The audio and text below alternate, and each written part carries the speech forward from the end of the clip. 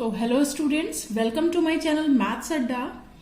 आज हम लोग स्टार्ट करेंगे क्यूब रूट्स चैप्टर का, 6 चैप्टर का एनसीईआरटी बुक की लास्ट टॉपिक है इसमें। ठीक है, तो जैसा कि स्क्वायर रूट चैप्टर में मैंने बताया था कि स्क्वायर रूट जो होता है वो स्क्वायर का इनवर्स प्रोसेस होता है। ठीक है ना। सिमिलरली जो क्यूब रूट होता है वो क्यूब का इनवर्स ऑपरेशन होता है। ओके, मतलब कि जैसे कि आपसे बोला गया कि ठीक है 2 का क्यूब बताओ क्या होता है, तो जैसा कि बताया था मैंने कि जिसका क्यूब निकालना है उसको 3 टाइम्स मल्टीप्लाई करना है। ठीक है ना, तो 8 हो जाता है इसका क्यूब। अब आपसे बोला जाए कि 8 का क्यूब रूट क्या होगा, तो जस्ट जैसे कि बोल रही हूं कि जस्ट इनवर्स ऑपरेशन होता है। ठीक है ना, क्यूब का, तो 8 का क्यूब रूट क्या हो जाएगा, 2 हो जाएगा। ठीक है ना, तो ये होता है इनवर्स ऑपरेशन।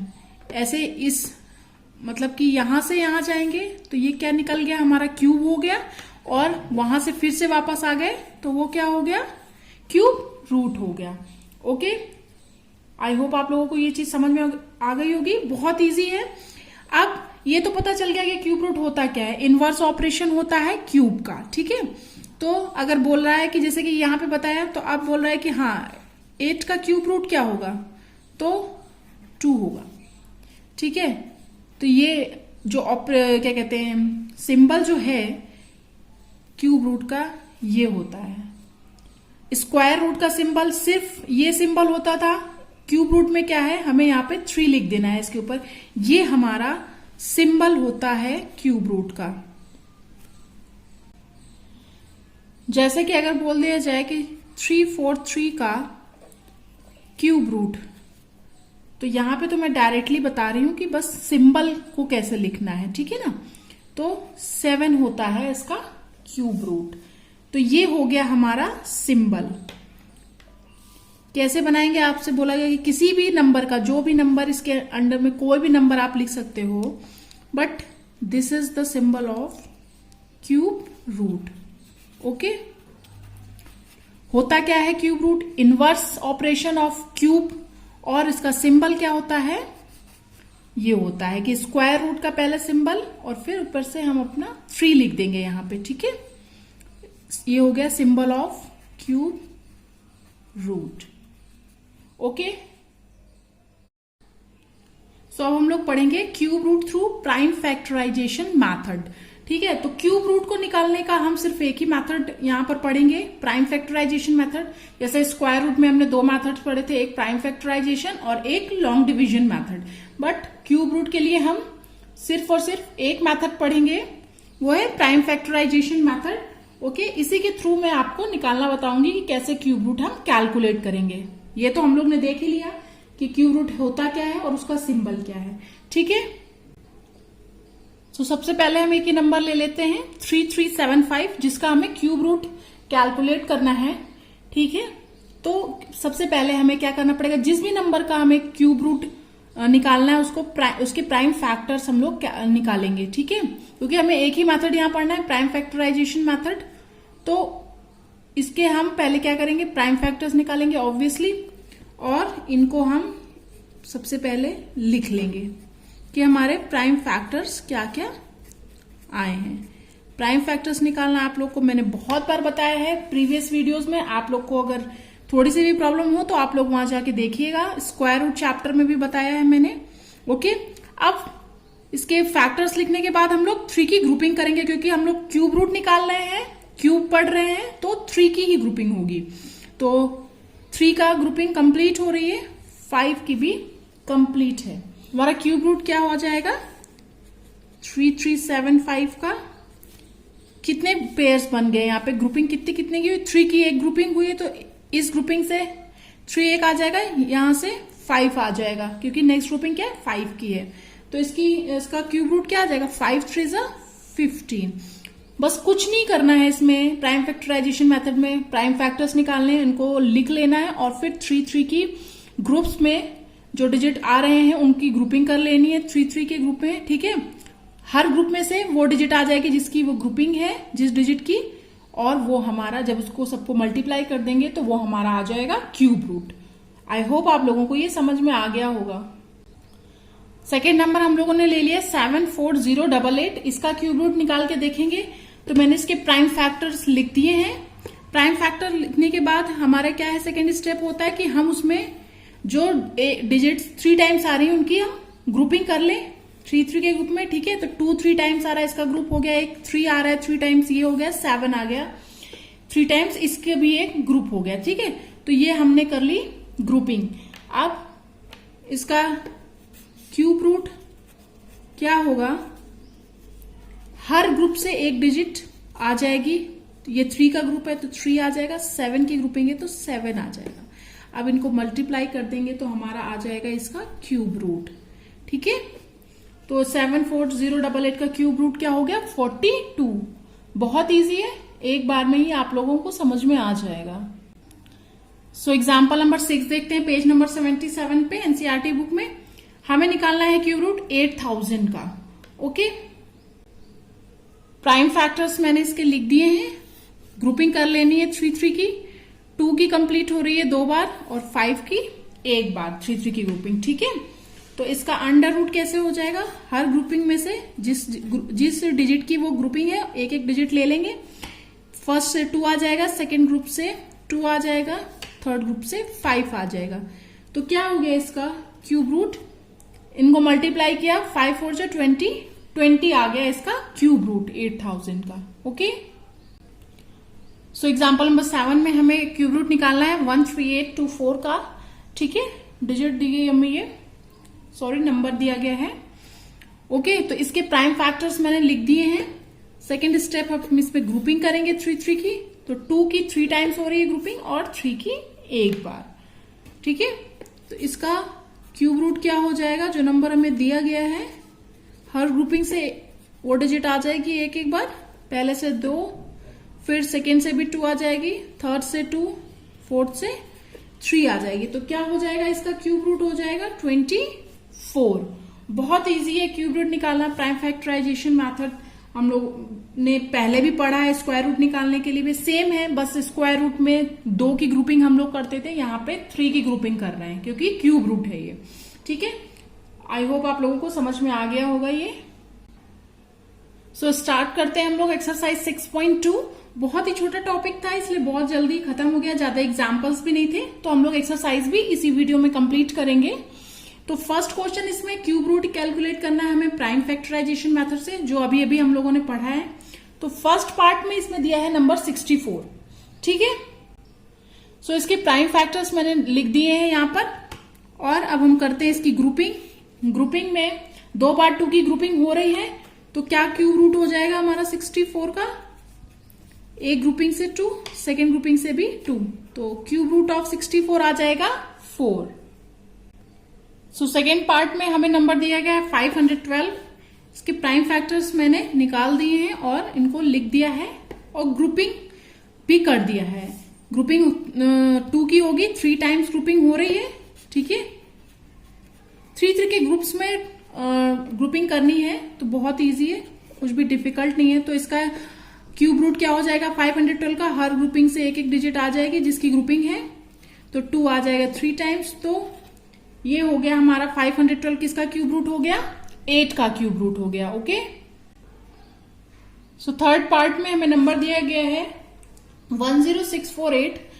इसके प्राइम फैक्टर्स मैंने लिख दिए हैं। अब हम लोग ग्रुपिंग करेंगे, तो 2 की ग्रुपिंग एक बार हो रही है, एक बार हो रही है 11 की ग्रुपिंग। ठीक है, तो इसका नंबर जो हमें दिया गया है इसका क्यूब रूट क्या हो जाएगा, 2 आ जाएगा फर्स्ट ग्रुपिंग से, सेकेंड ग्रुपिंग से आएगा 11, तो इसका क्यूब रूट हो जाएगा 22।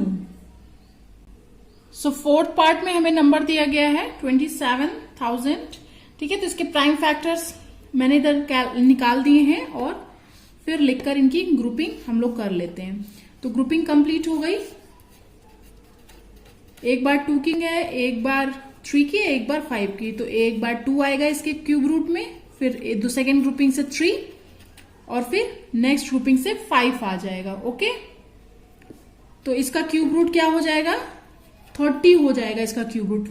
इसको मल्टीप्लाई करेंगे जितनी भी डिजिट्स लिखी हैं यहाँ पे, ओके, तो ये तो प्राइम फैक्टराइजेशन मेथड से निकाल के आपको एग्जाम में दिखाना पड़ेगा, बट इसके क्यूब रूट आप डायरेक्ट भी निकाल सकते हो कि 27 का क्यूब रूट हमें पता है कि 3 का ये होता है, ठीक है, और 3 टाइम्स 0 आया है तो ये 10, तो 3 मल्टीप्लाई बाई 10 30 इसका क्यूब रूट होगा। हम डायरेक्ट इसको चेक कर सकते हैं अपना आंसर। ओके,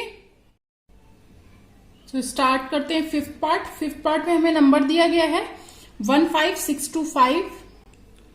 इसके प्राइम फैक्टर्स निकाल दिए मैंने और यहां पर लिख भी दिया। अब करेंगे हम लोग सेकंड स्टेप, इसमें ग्रुपिंग कर लेंगे। तो 5 की ग्रुपिंग 2 बार हो रही है, तो इसका क्यूब रूट क्या हो जाएगा, जो नंबर हमें दिया गया है हर ग्रुपिंग से एक डिजिट आ जाएगी। फर्स्ट से 5, सेकंड भी 5 की ग्रुपिंग है तो 5 भी आएगा, तो इसका क्यूब रूट क्या हो जाएगा 25। ओके,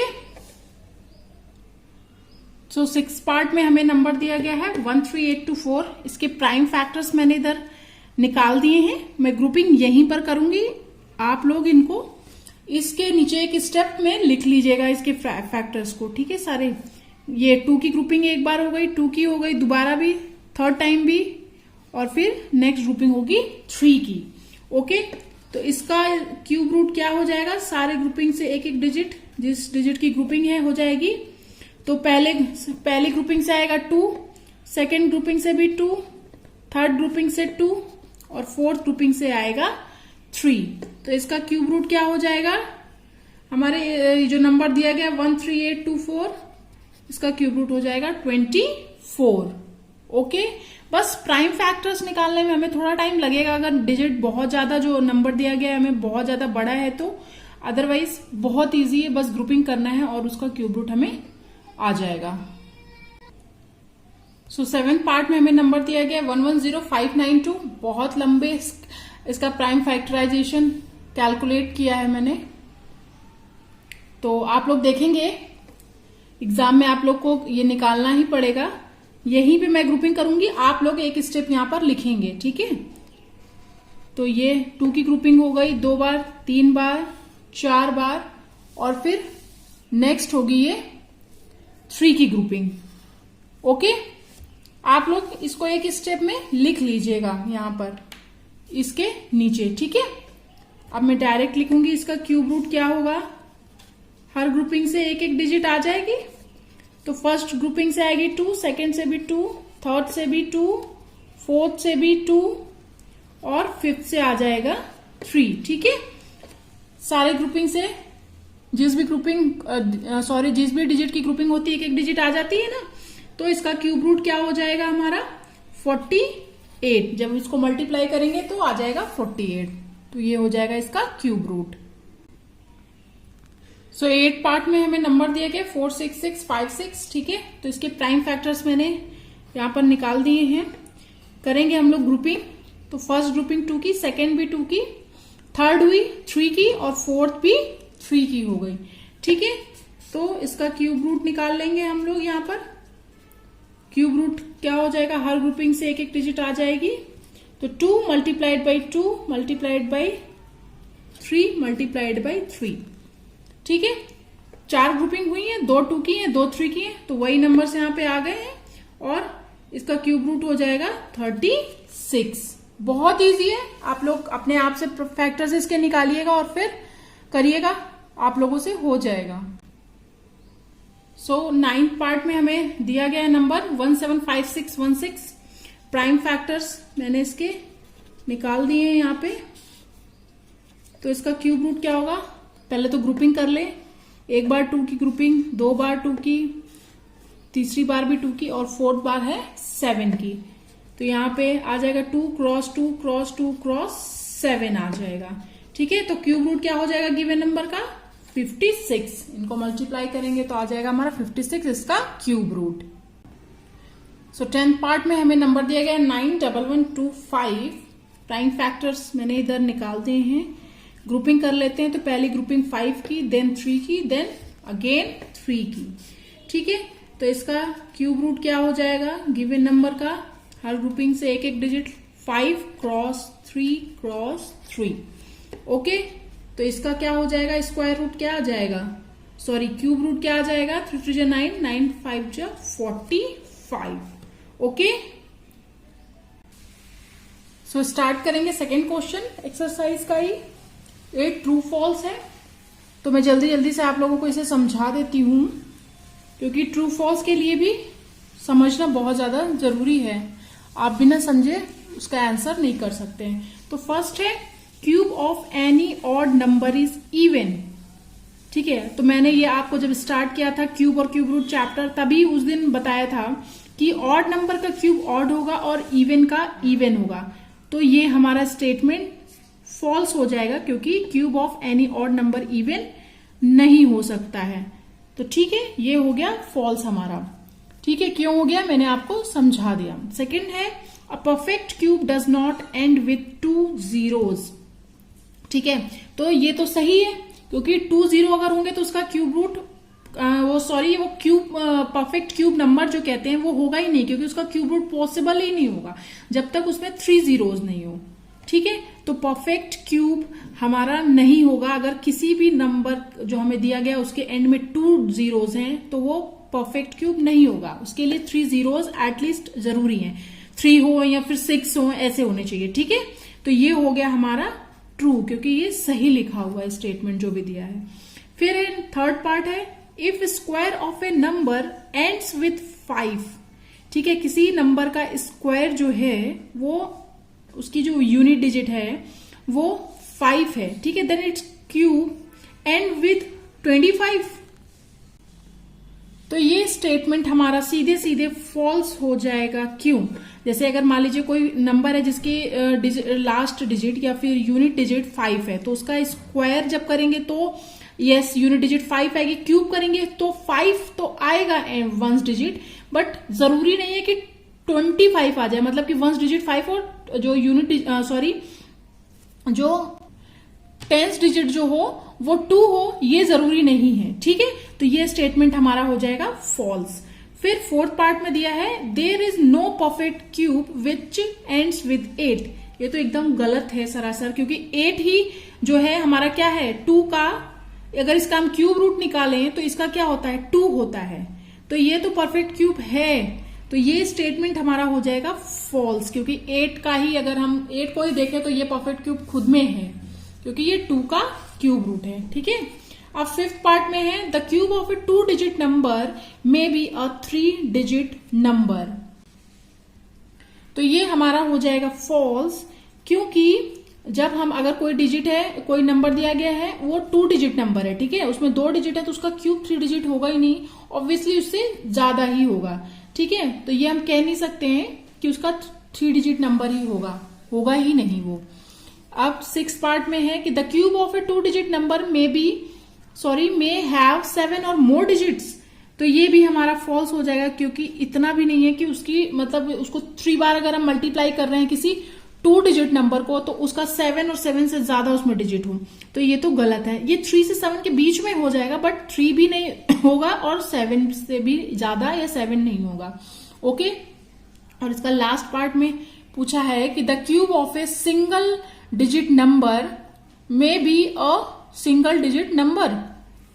ओके, तो यस ये हो सकता है, क्योंकि अगर आप 2 को ही ले ले तो उसका क्यूब क्या होता है 8 होता है, तो दोनों सिंगल डिजिट नंबर ही है ना, तो ऐसा पॉसिबल है।